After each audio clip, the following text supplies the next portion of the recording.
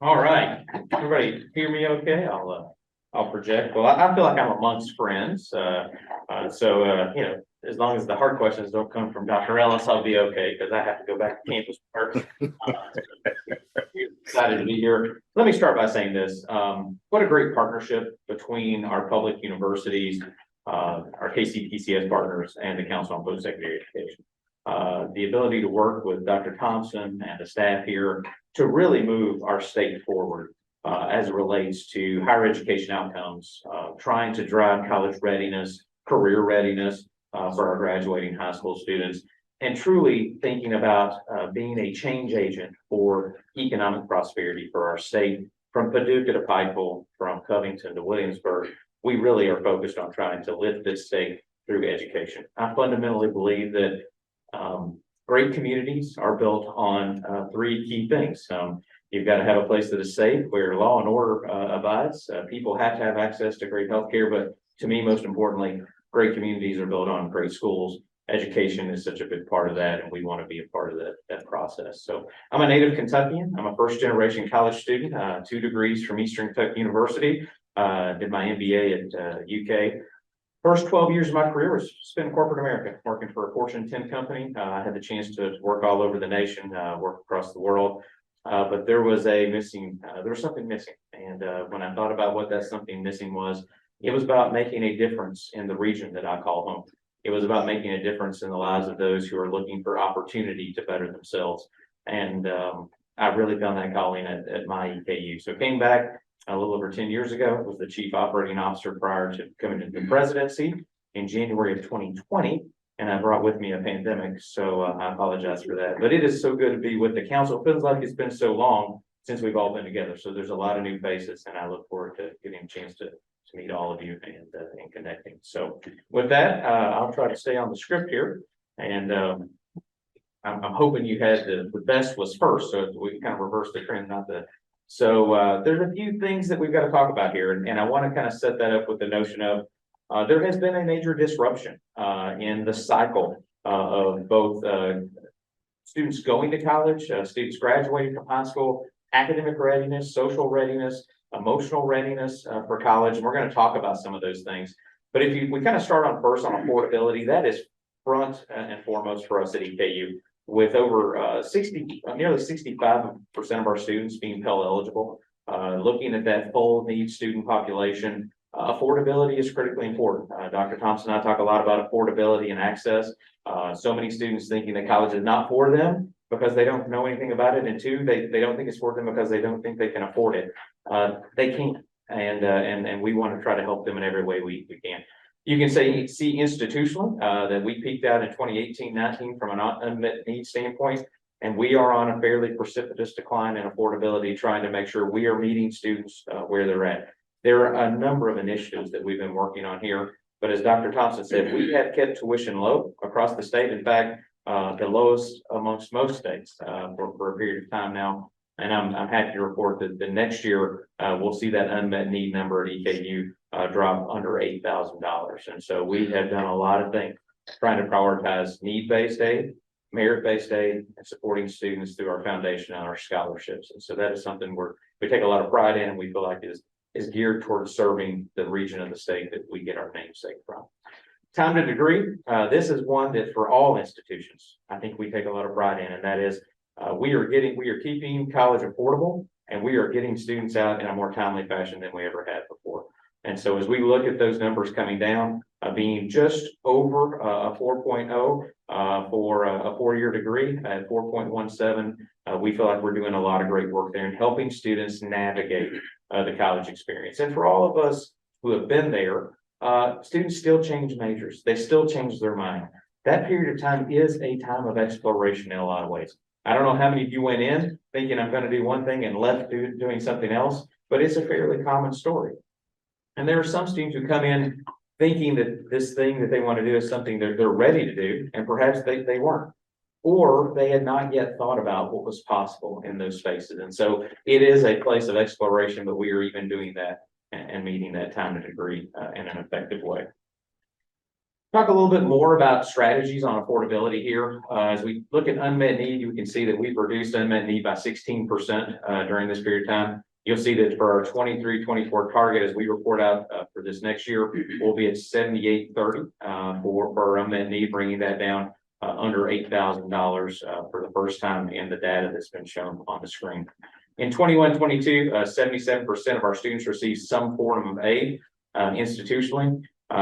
I will say that now that we move into this new cycle, 100% of undergraduate students at EKU will receive aid. As we launched our Book Smart program, we are scholarshiping every student for undergraduate on campus, online, anywhere that they are getting their textbooks for free at EKU. And that was a major impediment for a lot of students. And the pandemic highlighted a number of issues for us, from housing insecurity to food insecurity to a number of other things. And so we met our students where they were at by saying, we don't want you choosing between paying your rent or paying your electric bill or putting gas in your car and having the tools that you need to be successful in the classroom. And so a direct investment in our student success.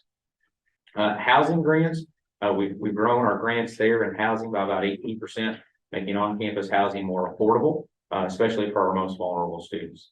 And EKU students, as we looked at that 4.17 in the reportable year, will come down to 4.12 for the next reportable year. And one of the challenges for the new members on the council here is there's a lag time in certified data reporting. And so we all have to get comfortable with that, from financial reporting to some of our cohort reporting.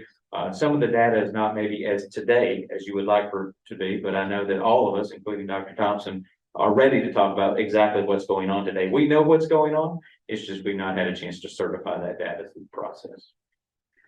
Talking a little more about affordability and institutional financial administration. This is one of the key metrics that the council looks at as we think about the operation of the institution. There's the affordability for the student, but also driving efficiency and effective practices on campus. And I will tell you that going through a period of downturn, starting really in 2008, and lasting through just this year, we saw no new money coming to higher education from the state. In fact, we took cut after cut after cut during that period of time, and it forced us to make a lot of hard decisions. It also forced us to make decisions that were necessary, because change is the one thing that is constant in the world that we live in. And so we have, and I think that Dr. Ellis could speak a little bit to this, we have been diligent at EKU about trying to make sure we're keeping our cost overhead managed, that we are strategic in where we make our investments, and that all of the activities that we do are centered on supporting our students first, that we are our students first institution, and that the decision point for any decision, whether we're hiring a position or investing in a particular operating function, that is serving our students first. And so that is something that's critically important for us. I will say that the investment that we were able to secure this past year for asset preservation for the facilities on our campus was critical. We had went through a significant period of time of not having state support for our state facilities, and it was putting an undue pressure on tuition dollars to keep up infrastructure that was aging quickly and desperately needed some repair. So I want to say a big thanks to all of my colleagues and the council for supporting our asset preservation acts this past year. Undergraduate enrollment, I will tell you this one is kind of hard to look at and maybe say that there is a lot of optimism, but there is a lot of optimism for us at EKU. 2016 was a high water mark year for us. We went through a pretty steady period of decline from 2016 to 2020. Of course, we baselined with the 2020-21 COVID class. And so you can see that we have that 12,250 number as our next strategy. I'm encouraged about where we're going from here, because as an institution, looking at what we've seen double-digit growth in our freshman class this past year, 12% growth in the 21 cohort. We saw about 12% growth in the 22 cohort. And for the first time since 2016-17, our overall enrollment was up nearly 3% this year. So we have really rebounded strong in this way.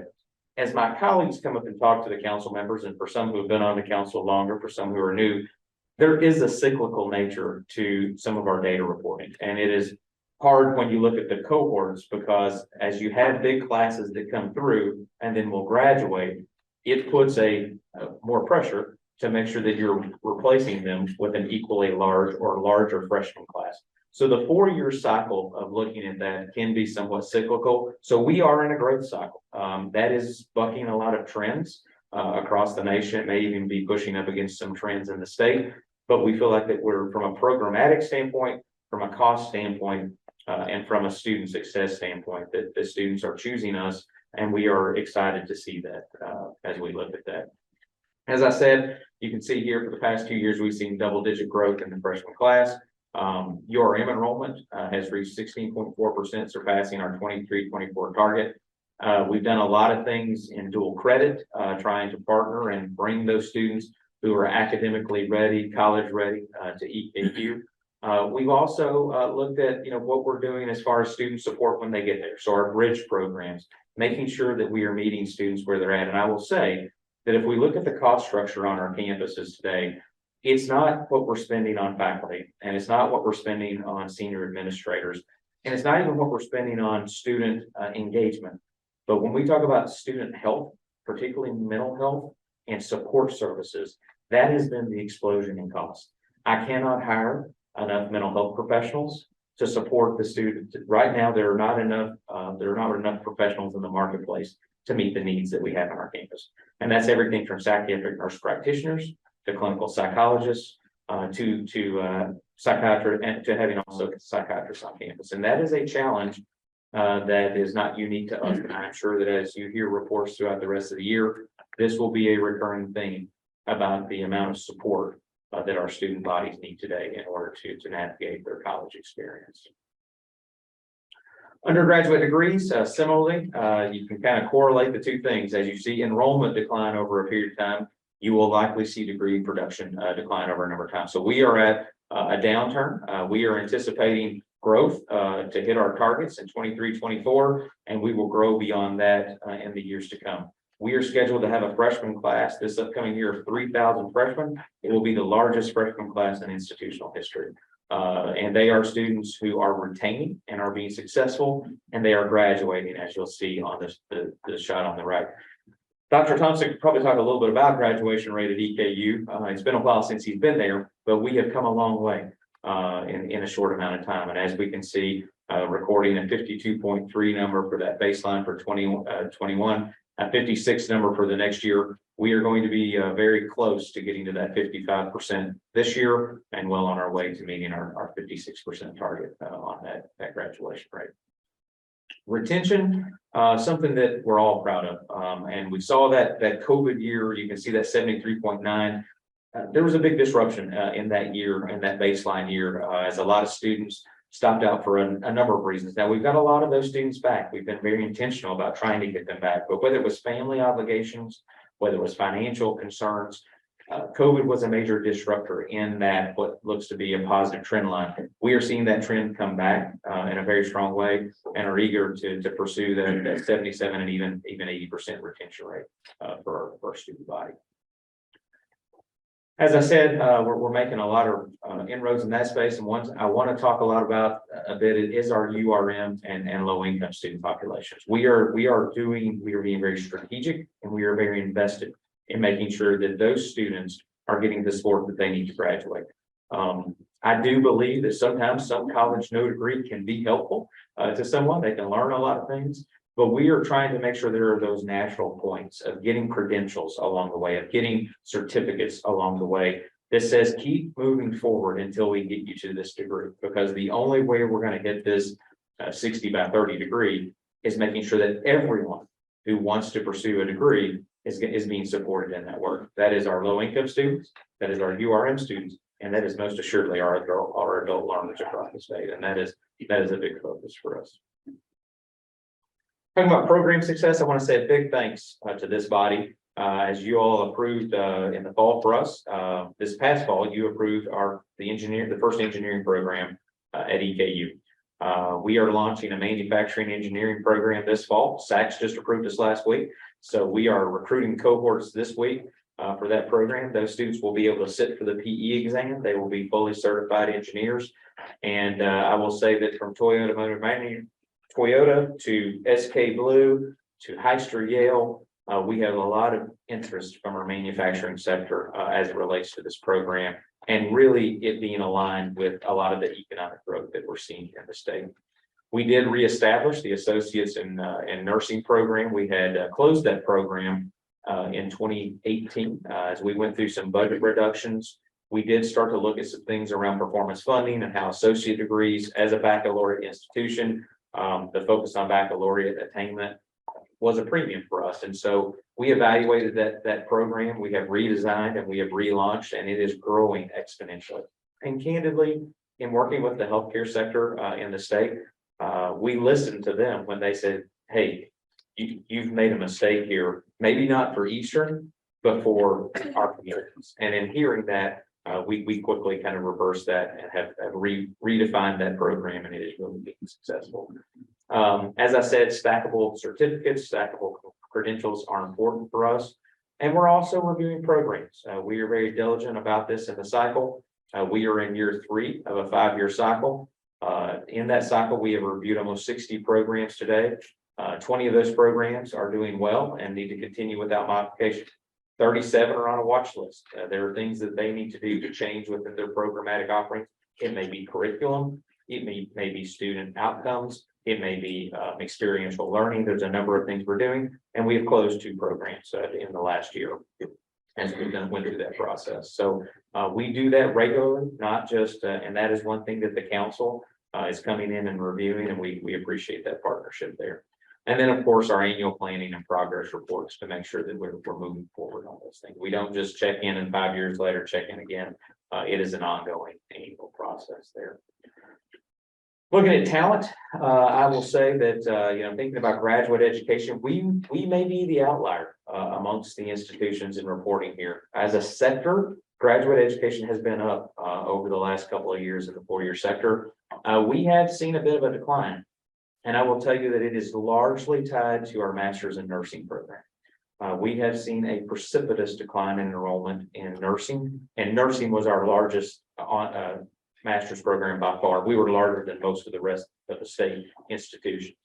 There's a number of reasons for that. One, graduate level nursing at the hospitals is valued, but they really need people on the floor providing services. And that even the BSN doesn't have quite the cachet today that it had maybe 4 years ago.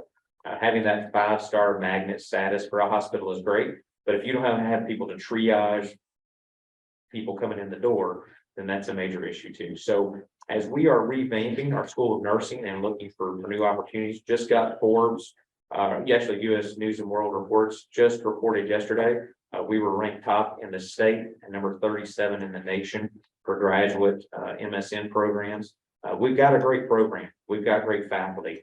The industry, the sector has really struggled to get individuals to choose this profession, and COVID has been hard on a lot of employment areas, from teachers to healthcare professionals to a number of other folks. So we are hopeful to grow out of this with some strategic programmatic offerings, and also trying to get some things online that historically have not been available there. So.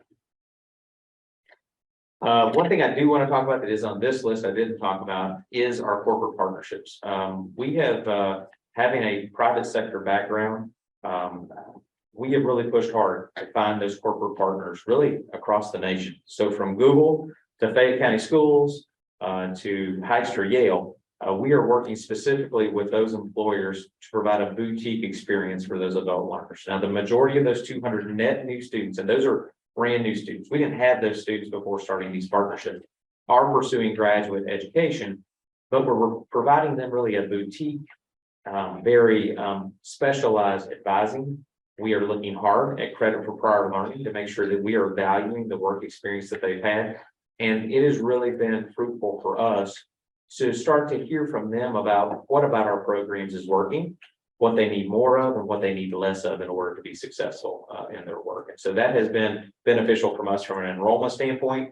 It has also been very beneficial for us to really understand that what we're designing and what we're doing is meeting the needs of employers out there. I want to talk about faculty and staff talent real quickly. There's a few things that keep me up at night. I will say that the pipeline of students graduating from K-12 and choosing college is one. We know that there's a cliff out there that we're facing, and so we're concerned about the college going rate, not only in Kentucky, but really nationwide. But for us as an institution, being number one for Kentucky enrollment, being number one for putting those Kentuckians back to work in Kentucky communities, we are very concerned about the college going rate of our high school students in Kentucky. But the other thing that we're looking at is our pipeline, and the ability to recruit and retain world-class faculty and staff is something that is really concerning to me. We have record inflation. We have a lot of pressures on our faculty and staff that coming out of the pandemic that were there before, but they are very, very heavy today. And I talk about everything from mental health to academic readiness to social readiness for the student body and the burnout effect. The other thing is work has become much more mobile than it ever has been before. And so our ability to be nimble and to accommodate telework and remote work when it makes sense has pushed us as a four-year residential campus to think about work very differently than we've thought about it before. But as we've looked at underrepresented populations and making sure that we are being an institution where we are inclusive, and as we think about our student body, as we are growing our URM population, we've got to make sure that our faculty and staff are representative of that. And that has been a challenge for us as we have tried to recruit, leaned heavily on Dr. Thompson for trying to help find candidates to come to EKU as he has a chance to speak nationwide and globally. I always say, hey, throw a plug in there for us that you can go to EKU and you can do anything. And so we have made some inroads there in that space, but it is something that we've got to work more on. I will say that in my time here in the presidency in the last 3 years, we've been able to do about 8.1% in total compensation adjustment. But frankly, looking at inflation rates, that is not keeping up. And without a significant investment from the state in our institutions, in base funding support, if we're going to keep college affordable and not just pass that cost on to the student, we're going to have some base support from the state to be able to stay competitive in compensation. State employees got, I think, 6% this year. I think they're scheduled to get a little more next year. Higher ed was excluded from that population of support. And so those are things that are kind of heavy on my mind. And I think that Dr. Ellis, who's on campus, can tell you as we go through searches and look at market comparisons, the market rate for the talent that we need is growing at such a rate that keeping up is very challenging. Talking about value, just really quickly, we are the highest in state for employment outcomes amongst public institutions at 1 year, 3 years, and 5 years post-degree. Our alumni survey tells us that 77% of our graduates are employed full-time 6 months upon graduation. 6 months after graduation, 94% of our students tell us that they are satisfied with their career choice. I will say that at EKU, we are very focused on saying, make sure that this fits you. Our experiential curriculum for our students, make sure that they don't go into a profession that they have not experienced while they were in college. And so we try to eliminate the surprises. And I think that helps with the placement rate. We just wrapped up the largest comprehensive fundraising campaign in university history, exceeding that by over $11 million, with the two largest fundraising years in university history coming during the 2 years of the pandemic. So I give my development team a lot of kudos for doing that work at that point. And then the last one, and Dr. Thompson and I talk a lot about this, the economic impact of our universities. We are economic engines across this state. And for our institution, our most recent economic impact showed us putting almost over $500 million of economic activity into the communities that we serve. And that is significant and is the largest by far in the communities in the region that we serve. And so we're very proud to be a part of driving those communities from an economic standpoint. With that, Mr. President, Mr. Chair, I'd be happy to answer any questions. Mr. Chair, I got maybe two statements actually as I think about my question. First of all, good to have EKU here. It's not a secret, Janet Weiss back there, myself. Now, don't steal my thunder. I got to talk about Janet here now. Okay, we have a long history at EKU, so we know it well. So the area that I think is important for us to make a statement, you guys represent a whole lot of Kentucky, you out of state, but you really represent my neck of woods. So I'll ask you a question about that in a second.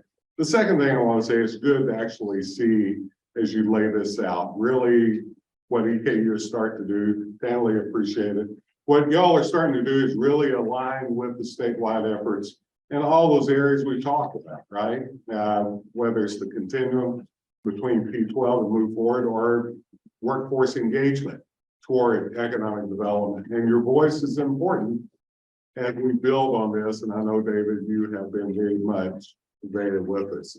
So President McFaddin, my question to you, so this board will know, I mean, it's been said over and over again that our colleges and universities aren't serving our communities in Eastern Kentucky and Southeastern Kentucky as well as it could be serving, right? I mean, that's what we hear over and over again. I hear it constantly as I travel. But I know y'all are doing more stuff. Could you just quickly tell us some of the things y'all are doing in that neck of the woods to make sure that they feel served by our post-secondary institution? Let me start with this. I mean, I'm from far Eastern Kentucky. It is home, so it's personal for me. I will say that twofold.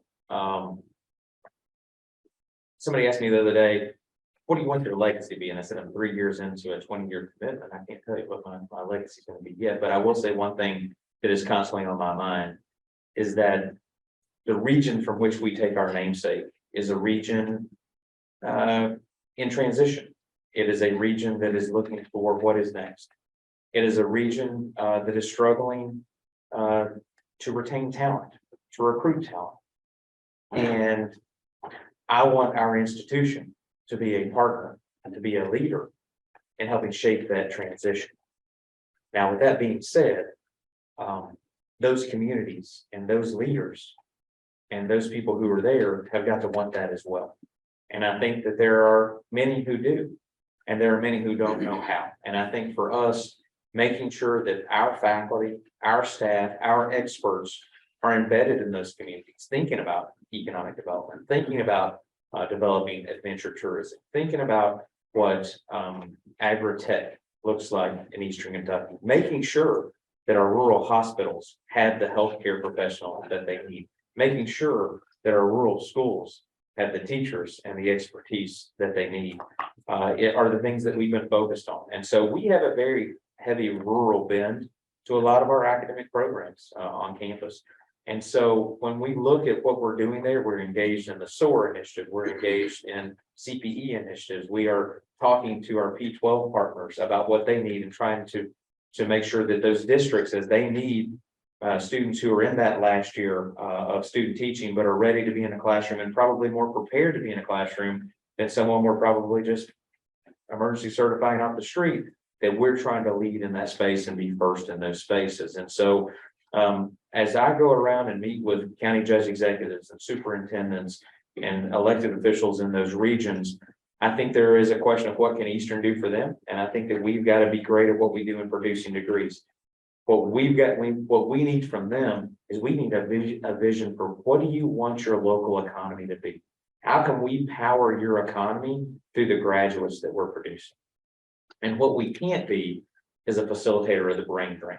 And I think that that's the hard part, that you come to EKU, you get a world-class education, you get a chance to study abroad, you get a great internship or externship, and then you say, where's the opportunity? And a lot of times the opportunity may not be in Hazard, Kentucky. It may not be in Pikeville, Kentucky. It may not be in Ashland, Kentucky. More likely it may be in Cincinnati, Ohio, or Louisville, Kentucky, or Indianapolis, or Knoxville, or Nashville.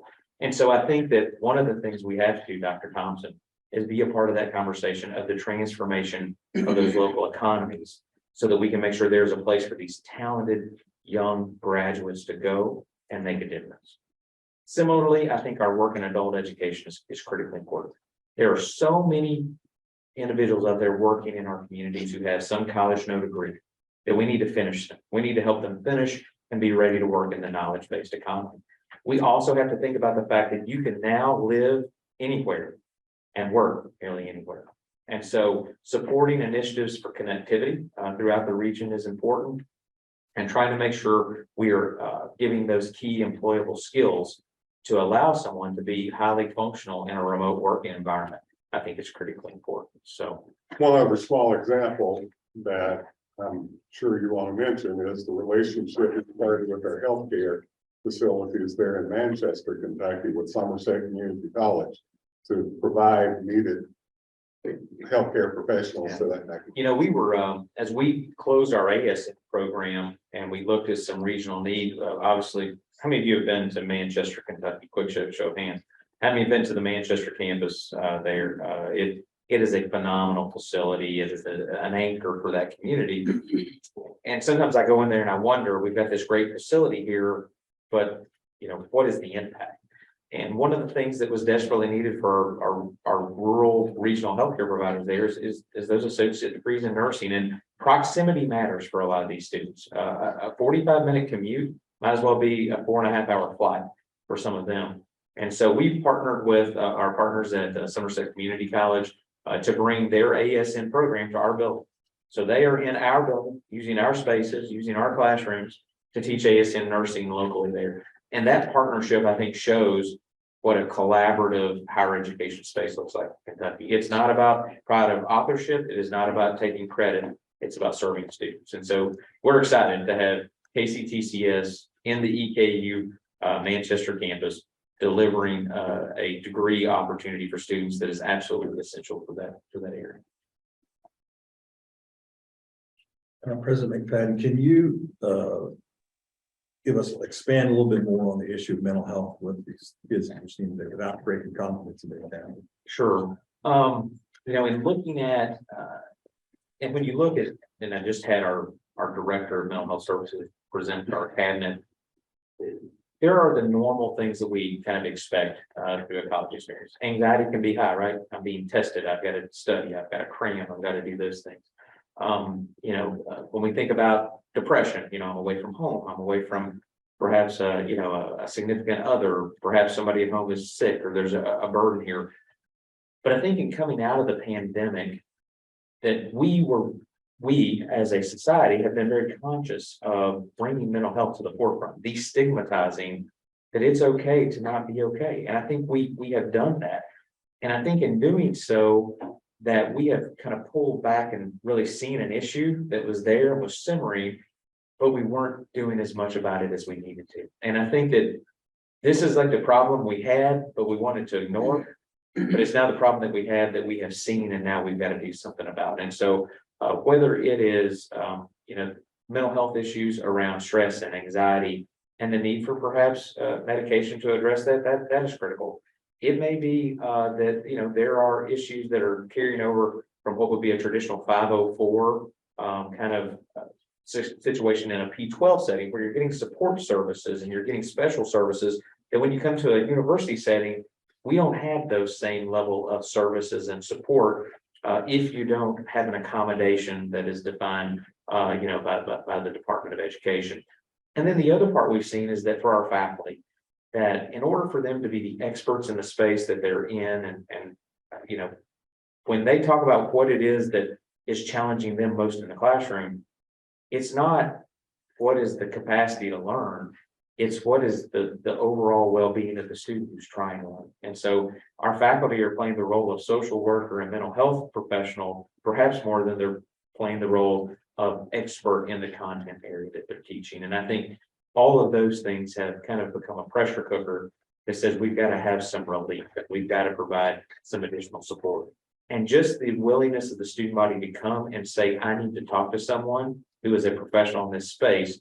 Our volume of increase year over year was up 300 students in the month of September this year when we started. So it was 900 the year before, it was 1,200 in the month of September this past year. And that's just starting. And that was just getting started. Are there things that CPE can do to help? You know, I think that we've got a grant that CPE has worked on that we're participating in, some additional funds that have come through for mental health services, trying to do some things to address that, to bring some continuity to, you know, that transition. Particularly the transition has been hard for as students are coming from the high school, and a lot of them came to us perhaps never going back to a classroom setting. And you know, when in fall of 20, fall of 21, and even 22, some did not make it back to a classroom. So I think some of that social emotional growth that happens as a sophomore, junior, senior in high school, we miss some of that. So we're hoping there will be some normalizing of that as we get back to a more normal setting. But I do think that when it comes to support services for students who, you know, we at EKU serve more in the deaf and hard of hearing community than all the other institutions combined. And it's because we've got some great programs that we've had for a long time to serve the state. But we get no state support and we get no federal support to support that student population. That can create a very stressful situation for a student who comes with an identified accommodation, but there is no financial support to support their student. I've got a question from the peanut gallery back here. I'll ask here in a second, but I do want to say, to answer your question a little more, unless Dr. Sizemore is back there, we are working on, can't really talk about it here, we're working on a way to try to get some money in mental health and behavioral health for next year to really expand this. We were one of the first states to actually give out money early, recognizing that we had some issues around mental health and nobody else was really fully talking about it. So Kentucky got out a little bit fast, and we were able to get some money during the governor's money got from the feds to give to the campuses. We created a web-based online way that a student could triage and get help in that manner. We got people like Baptist Health and other folks involved in telehealth around this, but the real issue in mental health on a campus is that it could be a variety of things. And if you don't address it early, if you don't triage it early, as you all know, it grows into bigger things. And that's been the problem. Suicide rates are, I keep on going forever with this. So we don't even fully know. And I want to say this, the drug epidemic in our state, while it's not necessarily on campus in a way that is disruptive in the way, but when you think about the family members, where it absolutely is having an effect. And as we think about the impact to our region and the opioid settlement, I am hopeful that higher ed can perhaps there are some funds that are going to be available. I'm hopeful that we can get a portion of that to support students who are at our campus who have been affected by this epidemic. That's exactly where we're going. Yeah. So Yeah, so it is. Faith Kemper has asked a question about the book scholarships. Has it started? yes. And are they the money originating from private funds or public sources? We started in fall of 2020. And I will say that budgets are expressions of values. And so we have a $350 million budget at EKU. And every year, and we started this process last week, we sit down and say, what is essential and what is not? And we start to build that budget. And so BookSmart was funded by the notion that students having books on day one of classes is essential. And that is about as simply as I can put that forward. And so to fund that meant that we did not fund other things. To fund that meant that other things became a lesser priority. And to fund that also meant that we had to make a value proposition to these students that for 4 years from now, there's going to be a population of students who knew what it cost to have those books. In 4 years, students may not know any different. And all of a sudden, something that is free and is stress-free doesn't have value. And so we've got to think about how to make sure that that still resonates. I will tell you, I had a young woman from Eastern Kentucky. She was from Leslie County, and I do these student forums often, who was sitting with me, and I asked her what her major was, and she said, I'm majoring in psychology. I said, oh yeah. She said, but I really want to be a nurse. And I said, okay, well, why are you not a nurse? And she said, I couldn't afford the textbooks. The books in nursing were too expensive. So I went to this as my backup plan because of the books. And look at an anatomy textbook and see what it costs. Look at when we look at those books, and I thought to myself, how can we truly be the school of opportunity when someone says they have to shape their opportunity based on the cost of the textbook? So I don't care if you're majoring in engineering or majoring in English, what you need on day one to run the race is going to be there. You got to put in the work, but you're not going to be lacking the tools to do the work. Dr. McFaddin, can I add a little bit of data to your presentation that you may not know? Sure. you were talking about the Well, we're Manchester. running this week, but you- I handle it all first. You were talking about Manchester and the impact of that nursing program down there and the impact of the healthcare programs down there. I was doing some research about rural communities and the impact of their healthcare programs in the rural communities. And found that my hometown, Manchester, has a statistically significant greater amount of pay for healthcare careers than the state average. So, I mean, we're talking Manchester, and I can give you a slew of statistics about Manchester that says we're poor, we're uneducated, we're unhealthy, we struggle in a lot of areas. But to be able to say that we have a higher pay rate in Manchester for healthcare careers than that of the state average, I think it's pretty powerful. And I think that directly correlates with what you were doing on that Manchester campus, not only in nursing, but other healthcare careers. So sitting over my right shoulder is an icon, a woman by the name of Dr. Jana Weiss, Provost Emerita from Eastern Kentucky University. I sit up here and I have a chance to take credit for certain things and maybe try to collect others. But truly at EKU, we stand on the shoulders of giants. And I got to give Jana a lot of credit that a long time before performance funding, a long time before we were doing this work, she started a process to start to reform retention rates and graduation rates and student outcomes at EKU. She's a colonel. She loves EKU maybe more than I do. But truly at EKU, we have served our regions and served our students, and we have been focused on continuous improvement for a long time here. And so the best days are ahead for this institution. I'm eager to come back in front of this body sometime in the next 12 to 18 months with some really big ideas that I'm hopeful that you all can be supportive of, that will further transform our communities, that will transform our region, and that will transform EKU and what we do. President McFaddin, we appreciate your partnership. Good to work with you as always. We got a big year ahead, my friend. We do. Thank you all very much. Thank you very much, President McFaddin. All right,